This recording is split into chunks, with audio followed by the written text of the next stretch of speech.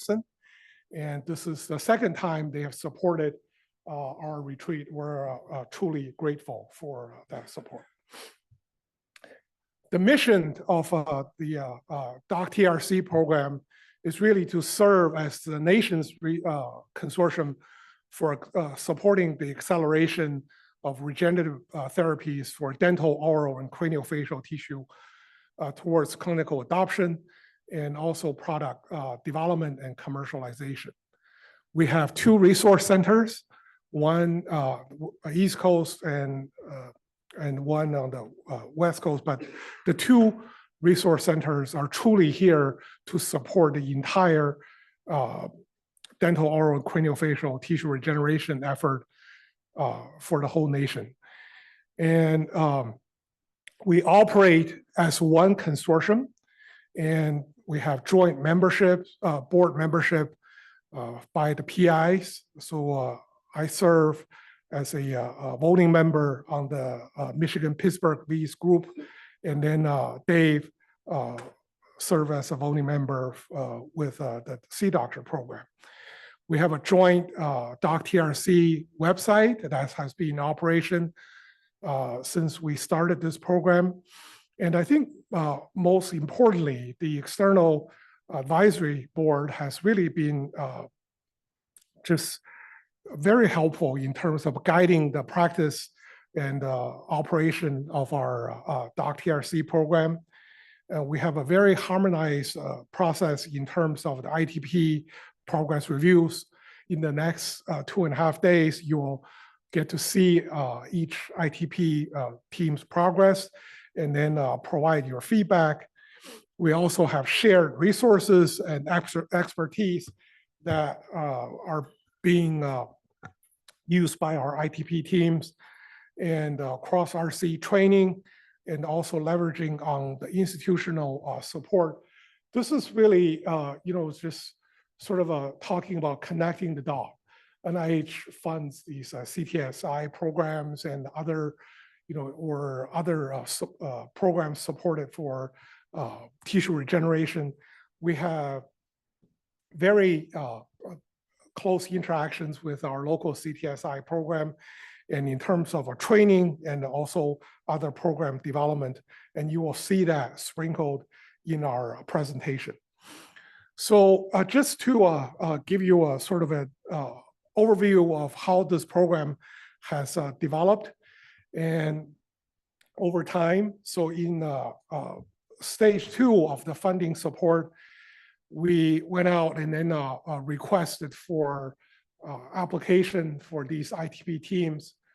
To date, we did a rough calculation. We have reviewed more than 200 applications.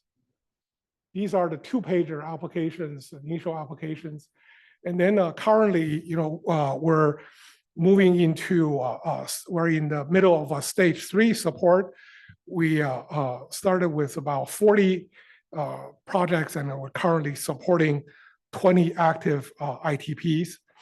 Within this, basically, as you can see here, we're helping with strategy development and also helping with developing manufacturer protocols and preclinical validations, small, large animal studies, and then how to prepare a clinical trial protocol, and then in order to file either IND, IDE, or 510K.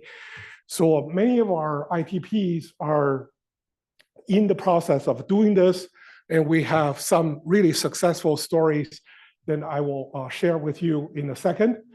And with all of this, with the corporate partnership and technology licensing, you can see clearly these projects are moving forward into either clinical adoption or running through the clinical trial, so we can move to the next step. With all of that, we have built this really valuable resource to support all stakeholders, not only just for the ITPs, but also, we have examples where other PIs who needed the support that came to the DOCTRC program. And so through this evaluation of the ITPs and then helping their development, we help to de-risk their technology and then provide hands-on support and coaching the PIs how to do translational research, and also help to provide operationalized structures for to provide expertise and the resources. In terms of funding support, as the PIs have told us over and over again, they wouldn't be able to do this work without the DOCTRC program support. And we're truly helping to bridge this valley of death from discovery to clinical translation. And the return on investment, after I give the first half of the presentation, my counterpart, Dave, will come up and share with you. We have did a calculation. We've done a calculation. Basically, there's more than 2 times of the return on the investment that we have put in to support the ITP team's development. In terms of resources for educational opportunities, and you will see people who are being trained to learn how to do translational work. And these are young scientists, otherwise wouldn't have this opportunity to learn. And then, we'll also have really a very rich story to tell about the DEI and then how we have supported the program development for our underrepresented faculty and also trainees. So altogether, really this program have helped to accelerate the clinical translation and development of these pipeline for promising dental, oral, and craniofacial tissue regenerative projects. So these are, as we stand, these are the current ITP portfolios we have. And on the left side, you will see these are, we're heavy on the device side. Also, we have some biological or combination in terms of device and biological projects. And then in terms of the tissue types that we cover among these 20 active ITPs, you'll see we have soft tissue, tooth-related dental pulp, and periodontal tissue, bone regeneration, and then salivary gland regeneration. And so we cover a very broad spectrum of tissue types. And I'm gonna just give you some of the highlights from the CDoctor program, where some of these latest development, and you will hear more in detail from the ITP presentations.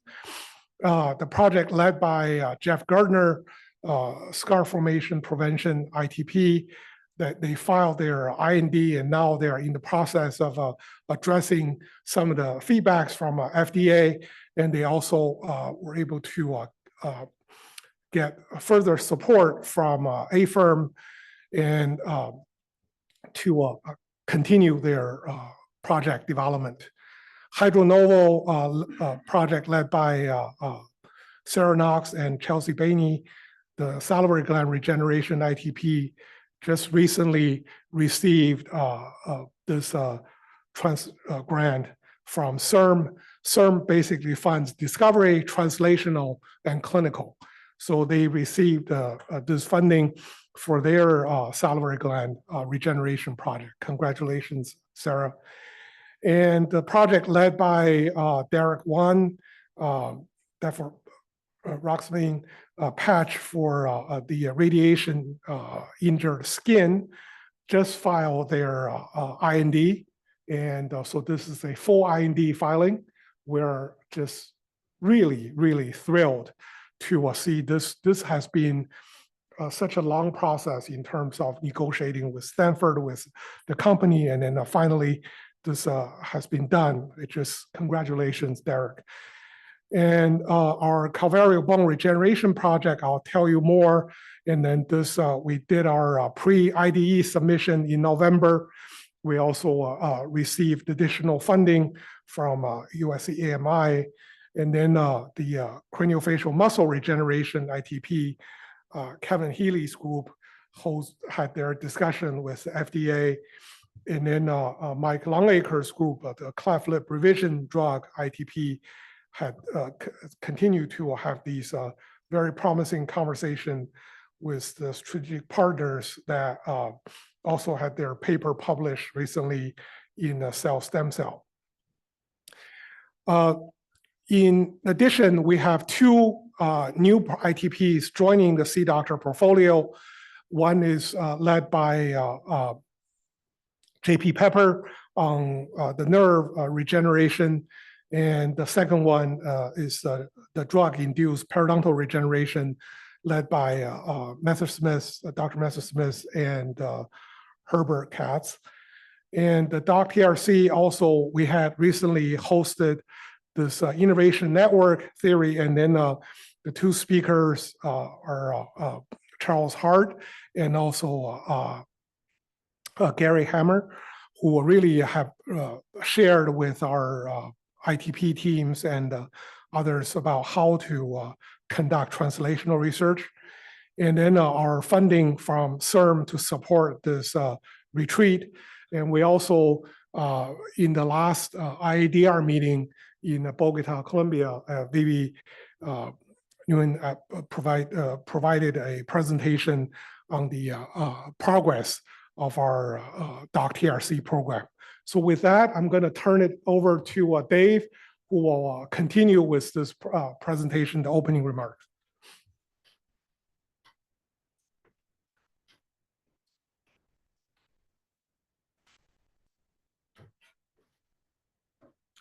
Okay, thanks, Yang. And I'll echo Yang's welcome to everybody here in person and online. And in the spirit of the consortium, we're tag teaming this presentation. So I want to start with a couple of slides, a non-inclusive list of some of the Michigan-Pittsburgh VEAS highlights over the past year. And I'm not going to read every bullet point, but I'll focus on some of the highlights from various ITPs. So RevBio, one of the small companies we funded, had an SBIR funded, and for a sister product related to the technology that we fund, got approval to start a clinical trial in the UK to use their product for implant stabilization. Amend, another startup that we fund to spin out of academic technologies, got a patent notice of allowance. Greenmark won a pitch event at the Yankee Dental competition and launched Crystal Care, one of their fluoride-free products. RevBio again, got some seed investment from Pacific Dental Services and got approval to start a clinical also in Europe on the bone regeneration material for mandibular and maxillary arch regeneration. Greenmark again, Crystal Care product made the dental products report, and they've instituted a clinical study on a sister product, LumaCare.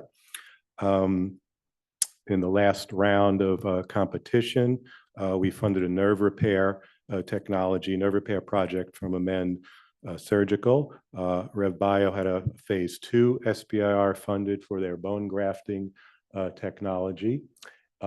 Isabelle Lambert got large follow-on funding from the Frankel Innovation Initiative at the University of Michigan, and this will provide the resources to carry her through the IND studies that will lead her to an IND submission.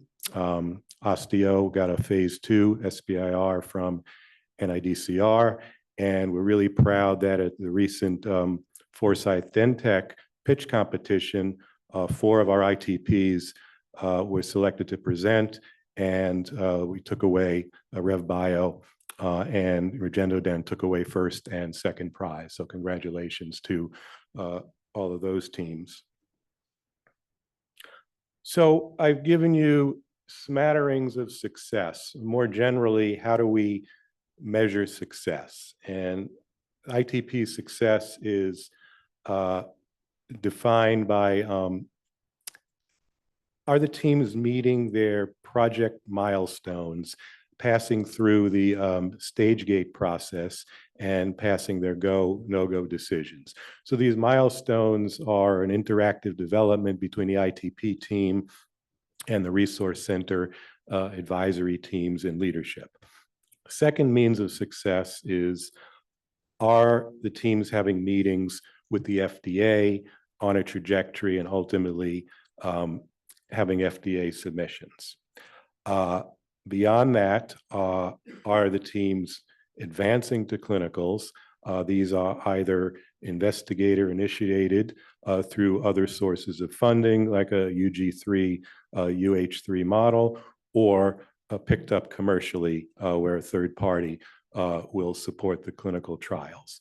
And more generally, are the teams attracting follow-on funding to further develop the clinical studies and commercialization activities? And I'll touch on follow-on funding metrics in a little bit. So as a consortium, we're looking to really build a pipeline of resources, a sustainable pipeline of resources, that can be used in the future and expanded potentially to other areas of tissue engineering and regenerative medicine and other dental, oral, and craniofacial areas outside of just regenerative medicine. Okay, so a couple of accomplishments to quantify. Between the two resource centers, there's close to 60 million in follow-on funding, external funding through grants and gifts. So that represents a over twofold ROI. And I think what's not shown on the slide that's really important is the majority of this money is non-NIH money. So the projects are taking the DOCTRC money and leveraging support from other resources. So very different from an R01 model. There's been about 60 follow-on grants and awards, about 15 SBIRs and STTRs between the two resource centers. The hit rate on these SBIRs is probably 70 to 80%. So well above the, I think the national average is a little less than 20% for SBIR. So our hit rate well exceeds the national average. As Yang mentioned, 2 INDs have already been filed out of CDOCTR. About 2/3 of the ITPs have had various levels of interactions with the FDA, and just about all of the ITPs have their ITP their IP solidly in place. So here I'm going to show 2 specific examples, but it speaks to the larger enterprise that's been created and a cultural shift, if not a paradigm shift, as well as educating academicians on how to do translational research. So out of CDOCTR, an ITP entered their program as a standard academic project. They received guidance in redirecting the goals of the project so that the regulatory path was simplified, manufacturing and QC hurdles were addressed, and the workflow was streamlined. So it's valuable education and guidance and eye-opening processes. CDOCTR provided the ITP with consulting in these areas, including things that academic projects just typically do not think about in terms of packaging and manufacturing validation, and manage the product to the point of having a pre-IND meeting scheduled for early next year, pre-IDE rather, and the IDE submission targeted for late 2024. In the Michigan-Pittsburgh Wyss Center, another academic project entered the program. We worked with them to tweak the clinical need, and this was done by detailed interviews with key opinion leaders, with clinicians, and having the team talk early and often with potential commercial partners.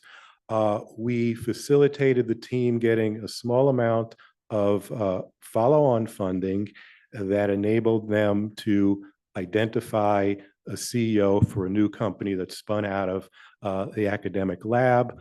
The ITP team ultimately founded a new company which licensed the technology from the university and are now in a position to secure SBIR funding, fundraising, and they're on target to submit a 510K early in 2025. So again, these are two specific ITP stories, but it speaks to the more general cultural shift that the consortium has been able to create. Okay. We think it's really important that we not just nurture the individual projects, but we create impact beyond just the ITPs that the consortium funds. That's done through a variety of outreach programs, the Networker Innovation series that Yang mentioned. We have translational consulting where we'll give a couple of hours of pro bono consulting to anyone in the country that's interested in consulting in the doc space. Tap into a lot of campus-wide initiatives from all the tier 1 research universities that Yang showed on the slide.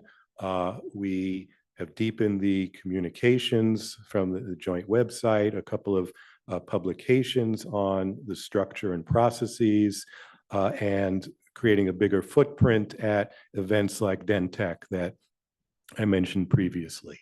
I think this is all part of the cultural shift and educational components of elevating the understanding and proficiency of translation for academic labs.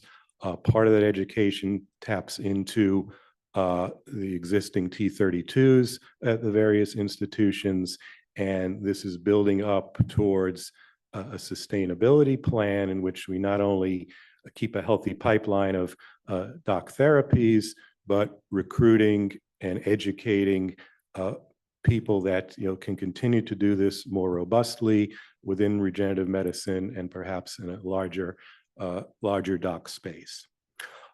We are very in tune with access and DEI.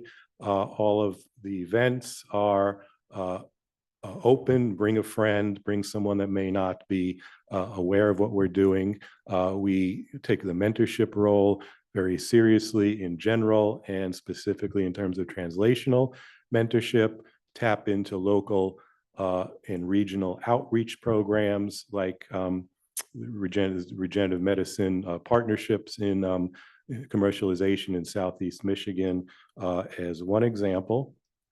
And also addressing issues of health disparities. We've coached the ITP teams to think about issues in their market assessment, in their validation, ultimately in the conduction of clinical trials.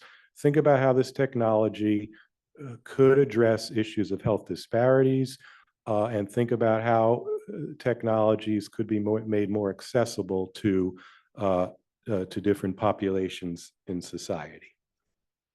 So the organization for today and tomorrow, following these opening remarks, we'll have a keynote address from Dr. Nan Kumar from the FDA. Then we'll spend the remainder of today having presentation updates from the ITP teams from both resource centers and networking and reception this evening. Tomorrow morning, Rena D'Souza will provide some opening remarks. We'll finish the balance of the ITP presentations, hear a presentation from CERM, have a little bit of a exhibition and show and tell for the ITP teams, and that will end the open portion of the meeting, and we'll have then a closed portion of evaluation and discussion of both the ITP progress, funding decisions, and further discussions on sustainability of the DOCTRC program. So for those of you attending remotely, a couple of housekeeping announcements. Please mute your mics, use the chat function. We have people monitoring that. For people evaluating the ITP progress, you should have gotten a link in your email this morning on how to do that in real time. These real-time surveys will be used as part of the closed-door discussions on progress, and 3 very capable staff people from CDOCTR are on hand if there should be any glitches. So again, thank you to all our guests in person and remotely, especially the NIDCR, a variety of advisors, partners, panelists, guests, and most especially the ITP teams, and most especially the operations teams from Michigan, Pittsburgh, and a variety of institutions from CDOCTR. This is a lot of planning, a lot of hard work that went into what you're seeing today and tomorrow. So thanks everybody for your attendance, and I think I'm gonna hand it back to Yang, and then have some comments from NIDCR.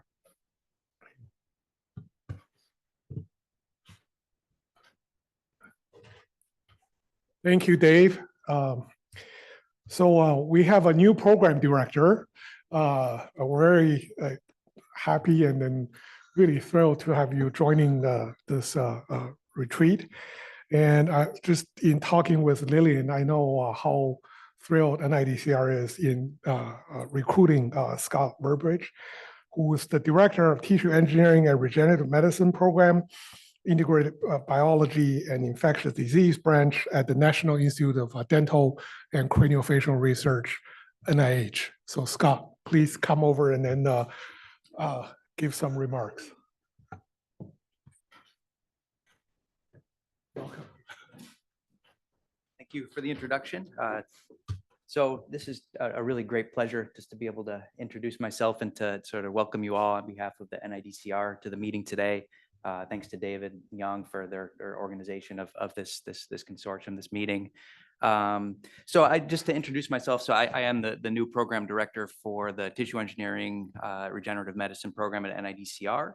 One of the real highlights of this new position is I get to serve as the project scientist for the DOCTRC. So that's really the role that I'm here in today. I've had a great time, virtually meeting many of you. So I look forward to getting to meet a lot more of you in person over the next couple of days. I've been, incredibly impressed with the work that I've seen so far. I've gotten to review the interim reports, and just, I'm blown away by the work that the ITPs have been doing. I think this is just, from kind of my perspective and the NIH's perspective, I think potentially a really nice blueprint for how the NIH can kind of collaborate with academia and industry to really, I like the term connect the dots that Young used. I think that's a good way to think about it. So to see that happening and to see it kind of in parallel to the really wonderful educational, training, mentorship opportunities that I think you all provide as well. I attended that last innovation seminar, and I just thought it was really incredible. I actually asked for the slides after the seminar. I thought it was really, really impressive to see. So yeah, it's been really great so far. I look forward to learning more about your work over the next couple of days. I did want to give one quick kind of program update from the NIDCR side. So I think many of you may be aware of the APEX concept that's kind of working its way through process.